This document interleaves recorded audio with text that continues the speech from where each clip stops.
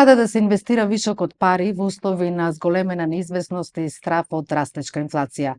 Дали да се вложат во банка или во фондови? Колку може да се заработи? Разговараме со Владимир Деспотовски од ВФП фондови. Господине Деспотовски, добре дојдовте во емисијата Финсайт. Добре најдев и благодарам на посетата. Се надевам дека ќе имаме корисни информации денеска. Ви благодарам. Која е најдобра опција во моментов? Сигурно да се чуваат со загарантирана камата или пак неколкукратно да се оплодат? Па тоа е секогаш едно прашање кое е дискутабилно. Најдобро би било кога би можело да биде сигурно и многу да се заработи. Но тоа не постои и затоа станува енигма и човек треба да размисли и во најмала рака да се консултира со професионалци. Во принцип, инвестирањето е многу поразлично од класично чување кеш или депозит. Имам своји специфики. Самиот одговор почетен осветува дека се работи за малку поризичен продукт, кој што инвеститорот мора да го знае. Јас мислам дека секоја инвестиција е добра доколку човек знае во што влегува, има доволно информации кои што му даваат сознание рационално во што влегува. И ако за таа инвестиција има доволно паметни информации, не велам дека треба да е експерт, тогаш веројатно ќе го купи и правилниот производ. В принцип, они инвеститори кои што имаат по-дефанзивен карактер и сакаат поголема сигурност, веројатно е за некој покомотен и посигурен производ. Во банките се тоа депозити и средства на трансакцијска, а во фондовите има таков пандан, едниот се вика паричен фонд, кој што е многу сличен на депозит, и има обврзнички фонд кој што е исто многу посигурен од калкулации. Меѓутоа, ајде да објасниме со еден конкретен пример. Ако, како граѓанин, имам 10.000 евра и ги чувам во банка, според актуелните каматни стапки од 0,5-0,6 годишните, орочени на 2 години јас ќе добијам 120 евра. На 3 години 360. Доколку истите пари се вложат во фонд, колку би заработила? Прашањето ви е одлично и често луѓето го поставуваат. И во една ваква констелација треба да се каже прво дека се работи за многу поразличен ризик и многу поразлични гаранции, ако требаат гаранции. За кои гаранции зборуваме? За инвестицијските гаранции. Кога се луѓето во депозит, каматната стапка е генерално фиксна. Нормално дека таа каматна стапка што ја спомнавте, иако мислам дека има и малце поголеми од таа, не сум сигурен, меѓутоа мислам, сигурно не задоволува апетити за штедање, посебно не подолгорочно. На краток рок, сметам дека ако човек е за на краток рок има краткорочни финански цели, депозит, трансакцијска, односно паричен фонд во фондовите е најсоодветен. Меѓутоа, ако има одреден инвеститор или штедач подолг временски интервал пред себе, има подолг временски капацитет да биде без тие средства, апсолутно би го насочил во акцијските фондови. Нормално дека субјективно тоа ќе биде према нашите, но ако имаме временски хоризонт пред нас како инвеститори, тогаш фондовите имаат предност во инвестирањето. Затоа што, конкретно на одговорот, пример, со еден нормално незагарантиран принос, камата се вика принос, кои што во ваков тип на фондови, кои што се нашите акцијски фондови, перформираат меѓу 5 до 10%, би можел човек да очекува на 10.000 евра да има поврат, односно да врати 20.000 евра дома кога ќе заврши инвестицијскиот циклус. Може да кажете, го споменавте тие ризици, кои се најголемите ризици? Каде се вложуваат овие харти од вредност, како да ги наречам? Да, акции. Зависно кој фонд различно се инвестира. Пример, паричните фондови во своето тело или содржат депозити во банки. Одврзничките фондови се пласирани во државни и корпоративни обврзници, а акцијските фондови во акции. Конкретно во нашиот случај, прво што треба да знаат луѓето, дека јас ја викам правната заштита и правна сигурност е огромна во фондовите, да ја знаат таа прва фактичка ситуација. Што значи тоа? Комисија за хартија од вредност, која е регулатор на пазарот со фондови, го регулира начинот на функционирање на фондовите. Секое друштво има точно препишано како може да функционира и како се отвори инвестицијски фонд. Секој инвестицијски фонд има посебна трансакцијска сметка, клиентот уплаќа во имотот на фондот, тоа е во кастоди банка или банка чувар и средствата се чисти и сигурни. Што се однесува до таа финанска сигурност или инвестицијска сигурност, Таа варира зависно во какви фондови се инвестира. Фондовите можат да бидат поризични, ако се инвестира во стартапови или компании средни и мали, додека политиката на нашите акциски фондови инвестирање исклучиво во прво развиени пазари, не во emerging markets, тоа значи во светски западни развиени тржишта. Втора работа во индустрии различни, за да има диверсификација во различни индустрии, од нафтена преку финансиска до прехранбена, фармацевска и така натаму, за да било која ако е во криза, да другите компензираат. И трето, има диверсификација валутна, тоа значи дека средствата седат во различни валути. И со ова фактички се намалува ризикот кај клиентот. Па, апсолутно, да. Ја морам да потенцирам нешто што често луѓето прашуваат, па може да имате и вие такво прашање, па ќе го се надоврзам и после на него. Дали можат фондовите средствата дојдат под прашање? Теоретски да. Меѓутоа, во некакво апокалиптично сценарио, компаниите кои што се во ова портфолио, тоа се мултинационални, веројатно би последни отишле по тој пат, затоа што тие се сите избрани така да имаат голема сила во себе, одбрани се од стручњаци, морам да кажам со една голема гордост лична дека во нашата компанија во друштвото имаме господин кој што има CFA диплома, тоа е Chartered Financial Advisor, тоа е престижна светска диплома која ќе ја слушнат на запад, тоа е стварно чудо. Диплома која се стекнува со преку 300 сати учење и со модули многу тешки. И неговото знаење не е занемарливо кога се инвестира. Второ, има ФРМ диплома човек кој што ризиците ги проверува и инвестирањето не е адхок, не е рандом, е на база на сериозни математики, сериозни анализи, сериозни тестови. Во кои компании може да ни откриете некои од поголемите, дали таму се оплодуваат, се инвестираат овие пари? И дали во моментов се од азиската берза се купуваат акции или тргувањето е преку Стандард и Пурс и овие поголеми берзи? Па мислам дека на азиската берза нема ништо. Генерално го знам портфолиото, е многу широко, содржи пример нашиот знаменосец премиум фондот, има преку 150 акции во фактшитот. И тоа пак ќе спомнам зашто не азиските пазари, затоа што сепак тенденцијата и политиката на инвестирање во развиени пазари, во развиени држави, најголем дел од азиските тој критериумот не го поминуваат, ради X причини. Кои се компаниите, тие се сите кои што ги познавате. Apple, Tesla. Да. Има тука малку и автомобилска индустрија која што носи едно во портфолиото, фармацевска индустрија носи друго, и таму се други компании, Novo Nordisk, не знам, или Лили и така дале. Имаме тука технолошки компании, имаме финансиски друштва најголеми во светот, така да сите ги познавате портфолиото, јас ќе ви го пуштам и е транспарентно го има на сајтот. И која е минималната сума која што клиентот треба да ја уплати? И како оди уплатата? Дали секој месец, како одредува колку да заштеди фактички за неговата иднина?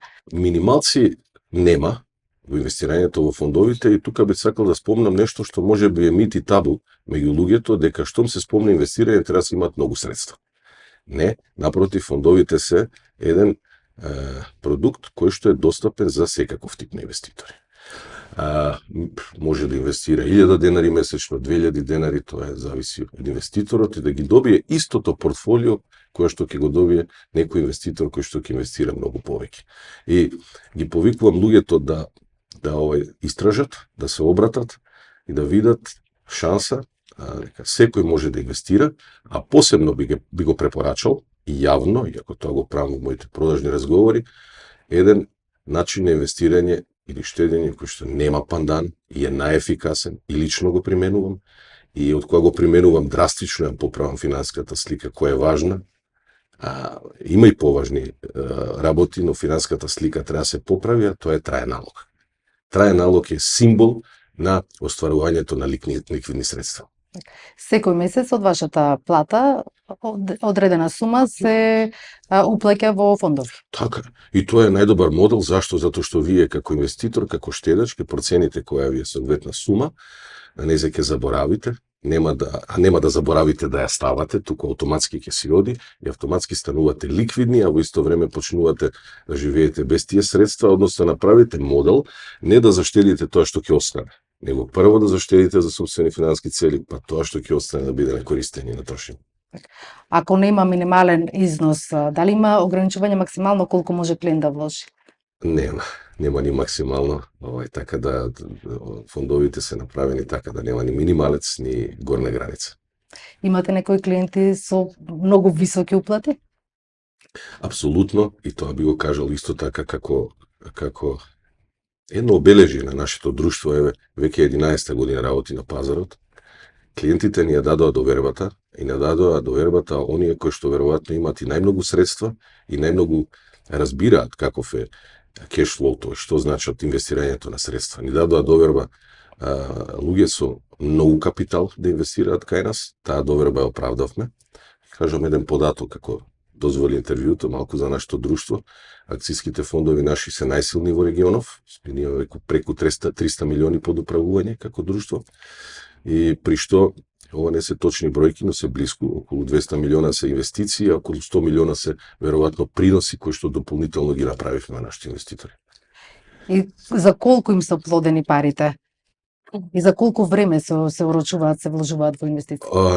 По самиот кит, кога инвестираат луѓето во акцијски фондови, се советувани и тоа го знаат дека треба препораката да биде над 10 години инвестирање. Зошто над 10 години? Затоа што вакви mutual funds може да им се видат перформансите и може да се нивелира некаде приносот кој имаме временски хоризонт од минимум 10 години. И во тие 10 години што случуваат? Случуваат кризи и се случуваат успони. И некаде 10 години треба за да тоа се изнивелира и да даде некој естимиран принос. А тоа споменавте од 5 до 10% зависно како се движат цените на акциите на светски берзи. Така, апсолутно треба. Најважно е кога некој клиент инвестира во фондови, а и во друго. Треба да знае дека инвестиција носи и можности, но носи и ризик. Тоа значи дека овој тип на инвестирање или финански производ флуктуира, не е загарантиран. И луѓето мора да го знаат, да го видат чартот, како се движел во меѓувреме, да знаат дека тој има амплитуди, за да нема премногу секирации кога ќе случат кризи каква што и сега. Да. Прочем. А може ли да се случи скроз да ги изгубат своите заштеви, своите пари? Јас ќе кажам теоретски да. Не сум од тие кои ќе кажем нема шанси. Не, теоретски да. Меѓутоа, можеби ќе се повторам од претходно.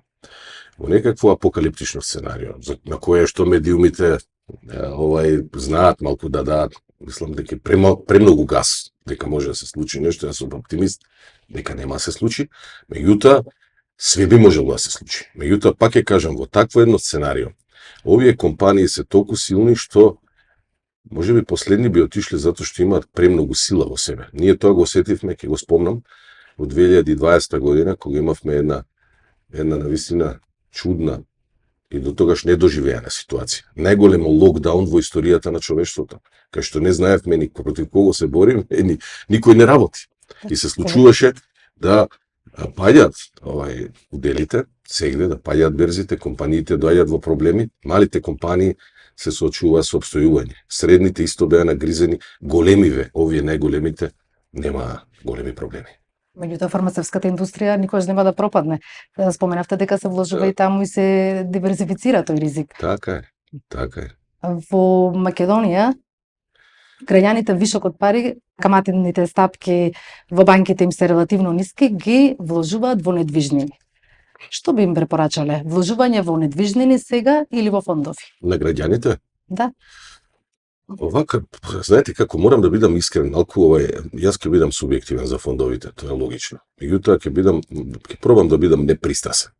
Не ја сакам таа војна што се води. Ако работам со некретнини, некретнините се топ. Ако работам фондови, фондовите се топ. Еднаш ово излагање го имав на еден подкаст. Секој инвестирање е добро, по мене. Добро и во некретнини. Не можеме да кажеме дека некретнините не прават некаков кеш на долг рок. Меѓутоа, што е важно? Кога инвестираш во некретнини или во фондови или во, не знам, во крипто, треба да знаеш што тој продукт има, што не. Значи, ако ти сакаш да купиш нешто што има фонд, метафорички си тргнала да купиш кола, а купиш некретнина, ти си купил автобус. Тоа е толку различно. Пример, јас имам некретнини. Немам асет, активни некретнини, но имам лајабилити. Некретнини кои што ги користиме. Една од нив е стан во Маврово, од кој што ние доаѓаме на скијалиште од ски депо, се скијаме, се враќаме назад, Имаме камен, палиш камен, вино и така дали. Тоа е добра некретнина. Но, ту супер е. Меѓутоа, што таа некретнина нема? Таа некретнина не знаеме во моментот колку ми вреди. Второ, таа инвестиција нема течност, не е ликвидна. Не можам утре да ги имам средствата на користење ако имам некој да лечам или да ми требаат веднаш средствата. Меѓутоа, како пораст на вредност, веројатно има. Така? Значи, ние треба да знаеме што нешто има, што нема.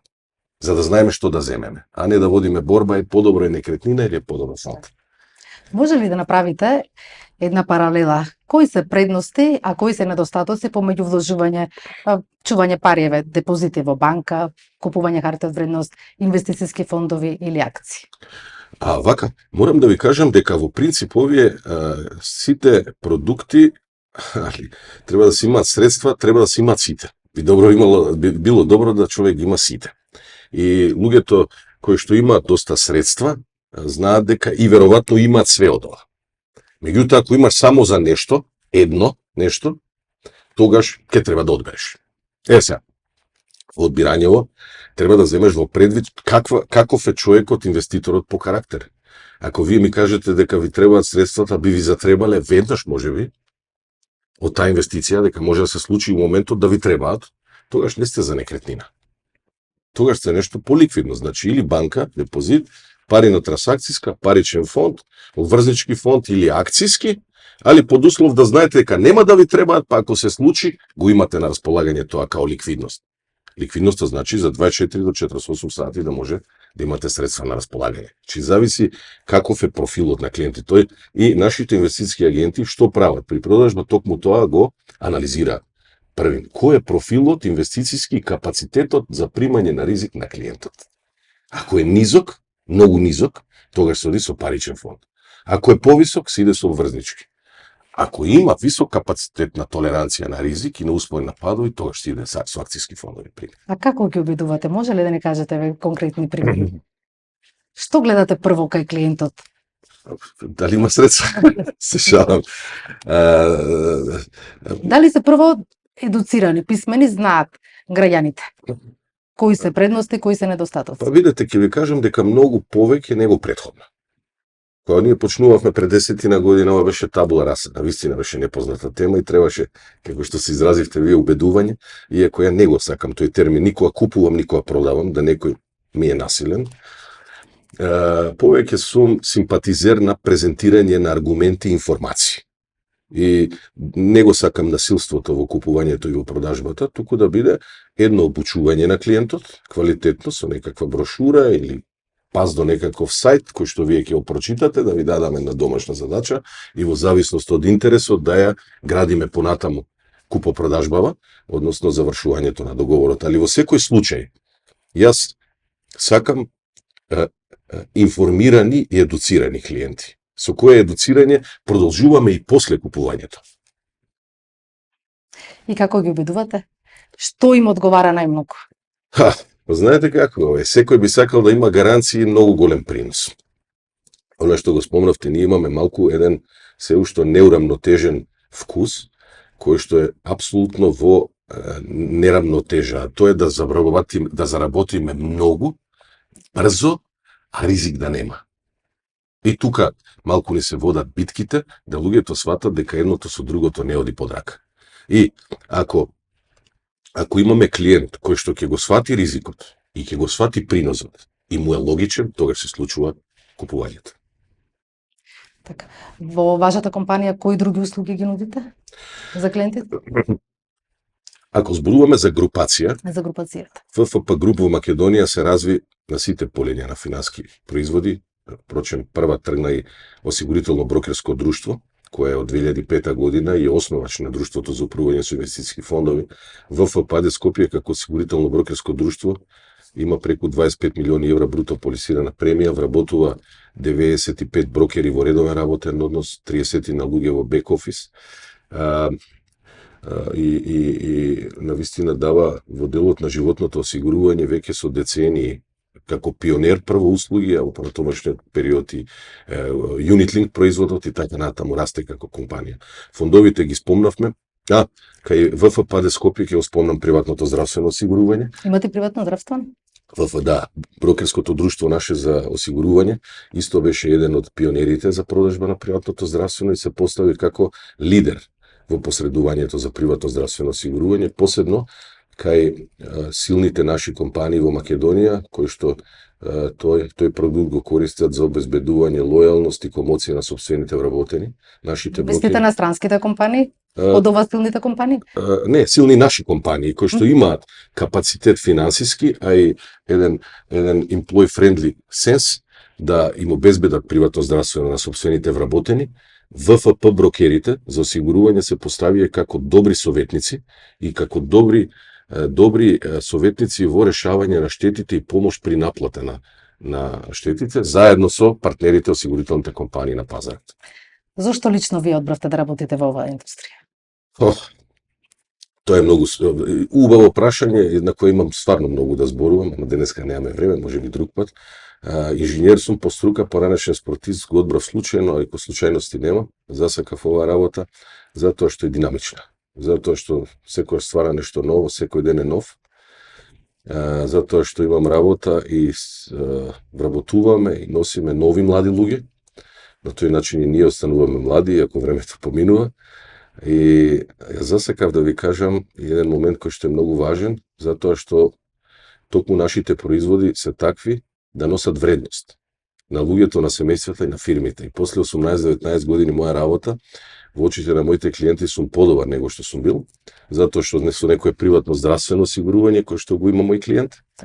Го лечел без проблем собственото дете, па е среќен. На некој приносот од 10.000 евра му отишол на 20 преку фондовите, преку животно наплатил некои средства заради некаква таква штета и можам да кажам дека денеска е тоа најголема сатисфакција да после X години клиентите кои што пред 18-19 години дошли се чувствуваат подобро и осеќаат дека со тоа што е твој клиент станал подобар во вредноста што ја има. Така. Да. Имате вработено многу млади.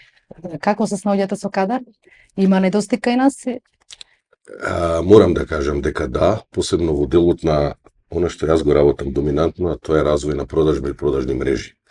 За жал се уште и младите се концентрираат на еден тип на приходи кои што се сигурни, иако не велам дека провизијата е несигурна, но не се сваќа се уште многу сериозно и нема доволно, има исклучоци, се јавуваат тука гениалци, меѓутоа тие кои што сакаат да бидат добри предприемачи, да работат во продажба, да работат со клиенти, во советништво и заработуваат многу преку провизија.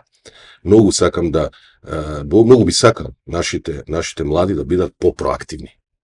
Еве еден пример ќе дадам, каков е мајндсетот, пример во Америка, во Њујорк лани, на Гранд Централ, купува во Apple Store еден уред и таму беше една продавачка, помалку ја прашав како оди продажбата, ми кажа нешто што е сосема различно пример од мајндсетот овде.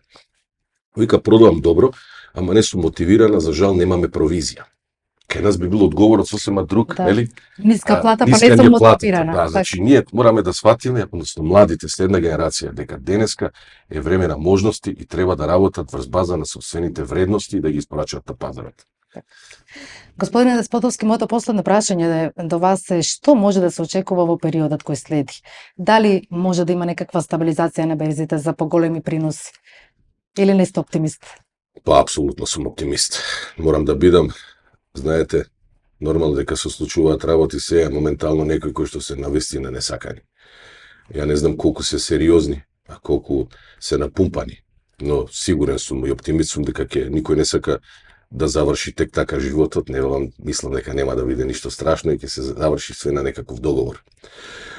Вакви ситуации повлекуваат пад на берзите, пад на вредноста на имотот на инвеститорите, што не е добро и се јавуваат. Меѓутоа, не можам да кажам со никаква сигурност, со голем оптимизам, дека штом ќе почнат полека преговорите на пар жаришта по светов, ќе следува раст, можам да кажам, за нашите фондови, во консултација со нашите портфолио менаџери, знам како се одбрани тие компании, по кои критериуми, имаат добра крвна слика, и штом се смири психозата, ќе растат уделите и повторно ќе имаме еден бул маркет. Да се надеваме што поскоро да дојде до тоа. Така е, се надевам. Господине Деспотовски, ви благодарам што бевте гостин во емисијата. Фала и на вас, ми беше пријатно многу. Ви благодарам.